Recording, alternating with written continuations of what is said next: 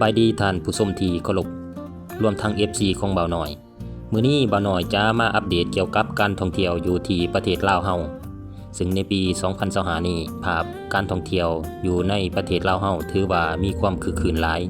ฉะนั้นบ่าวน้อยจะมาอัปเดตเกี่ยวกับการท่องเที่ยวภายในปี 2025 การท่องเที่ยวลาวในปี 2025 ถือว่ามีความคึกคืนหลายกว่าเก่าปี 2025 นี้สปป.ลาวยังคงเป็นจุดหมายไปทางอันดับต้นๆของนักท่องเที่ยวสากลด้วยตัวเลขคาดคะเนนักท่องเที่ยวที่เข้ามาเกือบ 4 ล้านเทื่อคน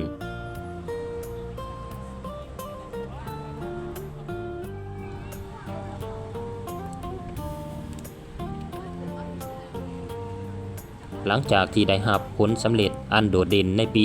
2024 ที่สามารถดึงดูดนักท่องเที่ยวต่างประเทศได้ทะลุถึง 4 ล้านเทื่อคนได้ยังยืนถึงความดึงดูดและความพร้อมในแขนงการท่องเที่ยวของลาวความคึกคืนที่สัมผัสได้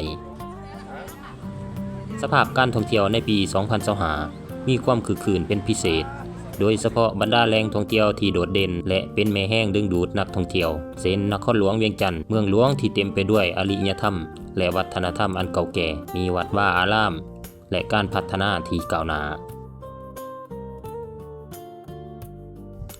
วังเวียงเมืองแห่งธรรมศาสตร์ที่สวยงามเป็นสวรรค์ของคนหักผจญภัย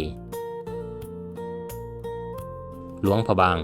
เมืองมรดกโลกที่ยังคงรักษาวัฒนธรรมและฮีตของประเพณีอันดีงามไว้อย่างครบถ้วนจำปาสักวัดผู้แหล่งมรดกโลกที่มีประวัติศาสตร์อันยาวนานสถานที่ท่องเที่ยวอื่นๆในทั่วประเทศนักท่องเที่ยวที่เดินทางมาเที่ยวสปป.ลาวส่วนใหญ่แม้นจะเป็นบรรดาประเทศเพื่อนบ้านและภาคพื้นโดยเฉพาะแม้นประเทศไทยเป็นอันดับต้นๆด้วยจำนวนนักท่องเที่ยวเกือบ 2 ล้านเทื่อคนในสถิติปี 2024 ผ่านมาย้อนความสะดวกในการเดินทางผ่านชายแดนภาษาวัฒนธรรมที่คล้ายคลึงกันถัดลงมาก็แม่นนักท่องเที่ยวจากสสเวียดนามและนักท่องเที่ยวจากประเทศจีนนอกจากนี้ยังมีนักท่องเที่ยวโซนยุโรปอีกด้วย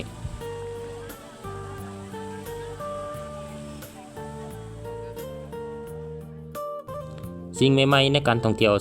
2025 เพื่อรองรับจำนวนนักท่องเที่ยวที่เพิ่มขึ้นอย่างต่อเนื่องในปี 2025 นี้ภาคส่วนที่เกี่ยวข้องยังได้สืบต่อเน้นใส่การสร้างสิ่งอำนวยความสะดวกต่างๆเพิ่มความสะดวกความปลอดภัยและสร้างสิ่งประทับใจให้กับนักท่องเที่ยวได้เข้าถึงสถานที่ท่องเที่ยวต่างๆเช่นการพัฒนากิจกรรมที่หลากหลายโดยเฉพาะการส่งเสริมการท่องเที่ยวแบบมีส่วนร่วมของประ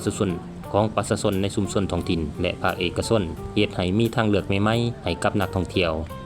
ยกระดับมาตรฐานบริการการปรับปรุงคุณภาพและมาตรฐานของธุรกิจการท่องเที่ยวให้ได้มาตรฐานสากลและมาตรฐานอาเซียนการโฆษณาที่ทันสมัยโดยการนำใส่สื่อที่ทันสมัยโซเชียลหลายช่องทางเพื่อเผยแพร่ข้อมูลข่าวสารการท่องเที่ยวที่ถูกต้องและว่องไวไปสู่กลุ่มเป้าหมายอย่างกว้างขวางแล้วค่อยลุ้นว่าในปี 2025 นี้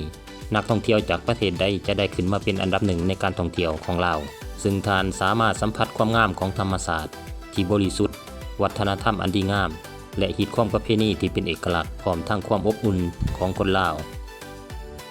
พร้อมแล้วที่จะต้อนรับท่านด้วยรอยยิ้ม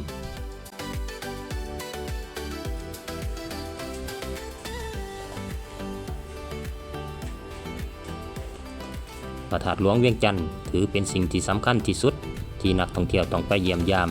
เมื่อเดินทางมาถึงเวียงจันทน์พระธาตุหลวงคือสัญลักษณ์แห่งศาสตร์ที่มีความสำคัญที่สุดของลาวเป็นสถานที่ศักดิ์สิทธิ์ของพุทธศาสนาเป็นตัวแทนให้แก่ความเชื่อถือในพุทธศาสนาด้วยรูปทรงและการออกแบบที่ซับซ้อนซึ่งแสดงถึงศิลปะด้านวัฒนธรรมของลาวและหลักคำสอนของพุทธศาสนาเป็นที่ประดิษฐานของพระบรมสารีริกธาตุขององค์สัมมาสัมพุทธเจ้าความสำคัญทางด้านประวัติศาสตร์ธาตุหลวงเป็นพยานหลักฐานของประวัติศาสตร์ลาวผ่านยุคสมัยหลายหนคุณมันกลายเป็นสัญลักษณ์ของความภาคภูมิใจของคนลาวทั้งชาติ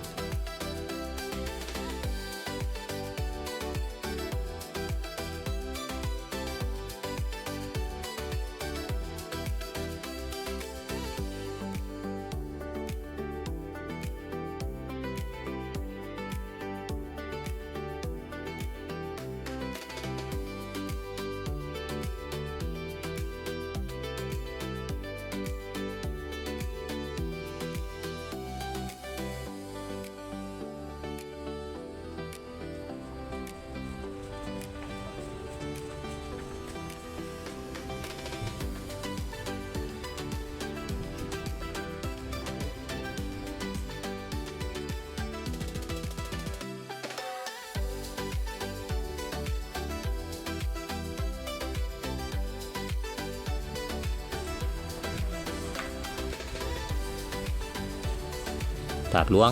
กลายเป็นสถานที่จัดงานบุญที่สำคัญที่ใหญ่ที่สุดในลาวคือบุญนมัสการพระธาตุหลวงเวียงจันทน์ซึ่งเป็นงานที่ดึงดูดนักท่องเที่ยวและชาวลาวจำนวนหลงหลายเข้ามาร่วมพิธีกรรมทางศาสนาและงานเฉลิมฉลองต่าง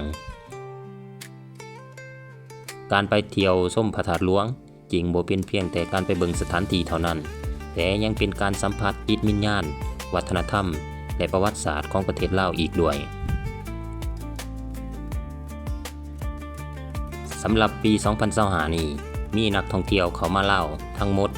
เกือบ 4 ล้านเทื่อคนเฮ็ดให้สภาพการท่องเที่ยวในปี 2025 มีความคึกคืนโดยเฉพาะตามแหล่งท่องเที่ยวแห่งต่างๆที่โดดเด่นของลาวเป็นต้นนครหลวงเวียงจันทน์วังเวียงหลวงพระบางจำปาสักและสถานที่อื่นๆในแต่ละแขวงตัวเลขในปี 2024 ที่ผ่านมาสปป.ลาวมีนักท่องเที่ยวสากลเดินทางมาเที่ยวลาวทะลุถึง 4 ล้านเทื่อคนเช่นเดียวกับปี 2025 นักท่องเที่ยวที่เข้ามาสปป.ลาวในปี 2024 ที่ผ่านมาหลักๆแม่นนักท่องเที่ยวจากประเทศไทยมีตัวเลขเกือบ 2 ล้านเทื่อคนเนื่องจากว่าไทยมีชายแดนที่ติดจอดกัน